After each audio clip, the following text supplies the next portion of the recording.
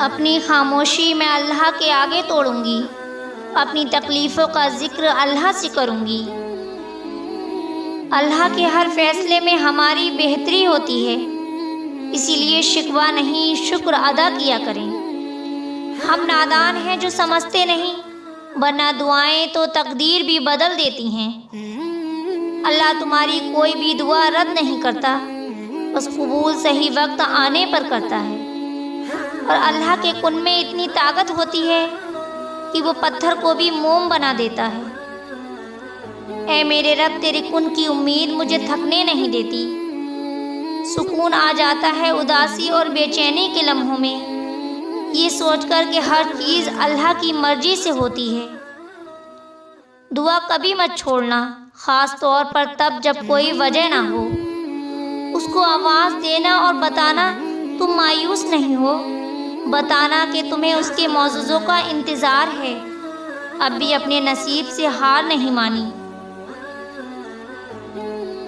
جو اللہ سے رابطہ نہیں توڑتے، اللہ بھی ان سے رابطہ توڑنے نہیں دیتا۔ وہ جانتا ہے تم پر کیا گزر رہی ہے، وہ جلد ہی ایسی مدد بھیجے گا کہ تم مطمئن ہو جاؤ گے۔ تم کیوں گھبراتے ہو مقدر کے فیصلوں پر؟ کیا تم نہیں جانتے اللہ غفور الرحیم ہے؟ تکلیف میں جو شخص صبر کر سکتا ہے، وہ دنیا والوں کا سامنا ہنس کر کر سکتا ہے۔ کبھی کبھی ہم اور صرف اللہ جانتا ہے کہ ہم پر کیا بیت رہی ہے۔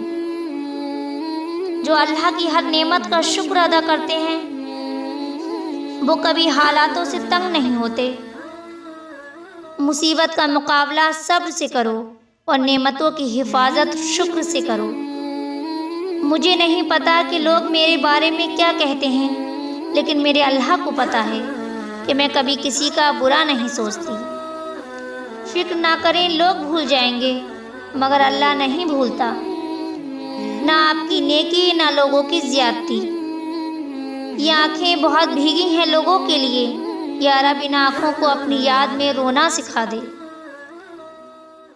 جس رب کے ایک حکم پر قرآن نازل ہو گیا، تمہیں کیا لگتا ہے وہ تمہارا نصیب نہیں بدل سکتا؟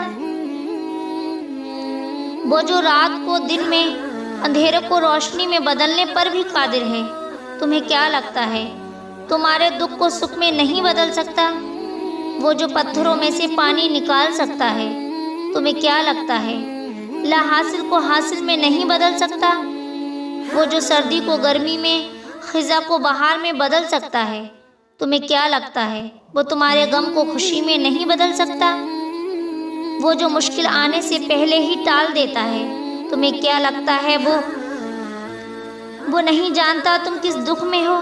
وہ جو تمہارے گناہوں کو تمہارے چہرے پر ظاہر نہیں کرتا، تمہیں کیا لگتا ہے اس سے زیادہ کوئی تم سے پیار کر سکتا ہے؟ وہ جو تمہاری ہزاروں غلطیوں کے بعد بھی تمہیں بھوکا نہیں سلاتا، تو پھر تم نے کیسے سوچ لیا وہ تمہارے ساتھ کچھ غلط کر سکتا ہے؟ وہ رب جو تم سے بہت زیادہ پیار کرتا ہے، وہ جو تمہیں صبر دیتا ہے، تمہیں ہمت دیتا ہے، تم نے کیسے سوچ لیا وہ تمہارے صبر کو شکر میں نہیں بدل سکتا؟ جب تم اللہ کے سامنے کھڑے ہوتے ہو تو وہ بہت خوش ہوتا ہے کہ میرا بندہ میرے پاس آیا ہے، اس نے میرے لیے وقت نکالا ہے، اس نے مجھے یاد کیا ہے، اس نے اپنی امیدیں مجھ سے باندھ لی ہیں۔ یہی چیزیں آپ کو یقین کی ڈور سے باندھتی چلی جاتی ہیں، اور مانگنے کی شدت سے ہی تو قبولیت کی ڈور جڑی ہے۔ پیاس سے گزر کے ہی تو اللہ نے حضرت حاضرہ کو زمزم تک لایا تھا۔ اتنے انتظار کے بعد ہی تو اللہ نے حضرت یعقوب کو حضرت یوسف سے ملوایا تھا۔ حضرت نوح کے لیے تو اللہ نے طوفان کے ذریعے مدد بھیجی تھی۔ ہمارے نبی صلی اللہ تعالیٰ علیہ وسلم کی ایک انگلی کے اشارے پر اللہ نے چاند 2 ٹکڑوں میں توڑ کر رکھ دیا تھا۔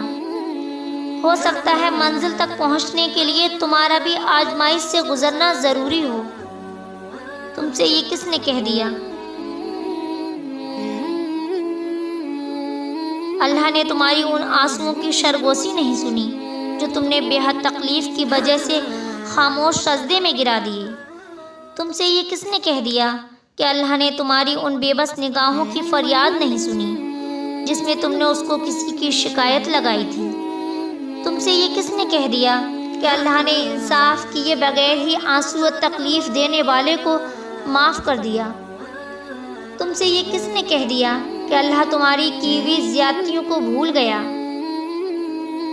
بس خاموش ہے تمہارا صبر دیکھنے کے لیے، اس کی آزمائش پر پورا اترنے کے لیے کتنی کوشش کرتے ہو اس کو یاد ہے تمہارا صبر اور لوگوں کی زیادتی۔ جب تمہارا دل بے چین ہو جایا کرے تو اس بے چینی کا ذکر اپنے اللہ سے کیا کرو۔ میرے درد میں بھلا کون میرا ہمدرد بنا؟ جب میری روح درد میں ہوتی ہے تو میرا اللہ میرا ہمدرد بنتا ہے۔